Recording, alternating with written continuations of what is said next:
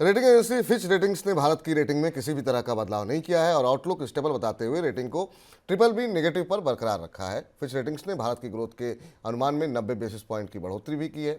वित्त वर्ष 2023-24 के दौरान पहले 6% ग्रोथ का अनुमान लगाया था और अब उसे बढ़ा करके 6.9% कर दिया गया है। सर, फिच ने अब रेटिंग तो नहीं बढ़ाई है, जीडीपी ग्रोथ का अनुमान बढ़ाया है खाली।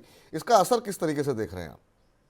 अब फिच की तरफ से भारत की रेटिंग रिवाइज ना करना, ट्रिपल बी निगेटिव रखना थोड़ा चौंकाने वाला फैसला है। आपको याद होगा कि हाल फिलहाल में केंद्र सरकार की तरफ से भी, वित्त मंत्रालय की तरफ से भी रेटिंग एजेंसियों से यह बात करने की कोशिश की गई थी कि भारत की रेटिंग में बढ़ोतरी की जाए।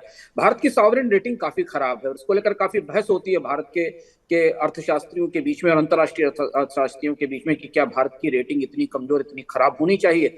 लेकिन फिलहाल लगभग एक दशक से ज्यादा का समय बीत गया है, भारत की सॉवरेन साख में कोई बढ़ोतरी नहीं हुई। जो साख अभी इस समय है भी, वो बेहद निचले स्तर की है। इस समय ये बढ़ोतरी ना होना इसलिए चौंकाने वाला बिल्कुल कि भारत की सरकार के बॉन्ड ग्लोबल बॉन्ड इंडेक्स में शामिल हो गए हैं। जून से उनकी ट्रेडिंग शुरू होने वाली है।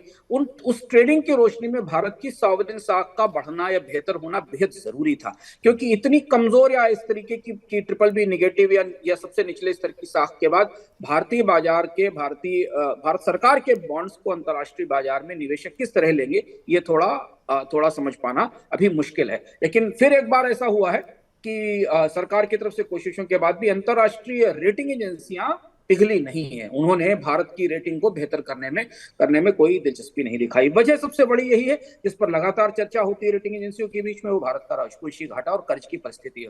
और हमने विस्तार से कार्यक्रम में चर्चा भी की थी इकोनॉमिकम में, जब हमने भारत के कर्ज पर बात की थी कि आईएमएफ ने हाल में भारत के कर्ज को लेकर चेतावनी दी है कि भारत की सरकार का कर्ज जीडीपी के 100% के बराबर हो गया है।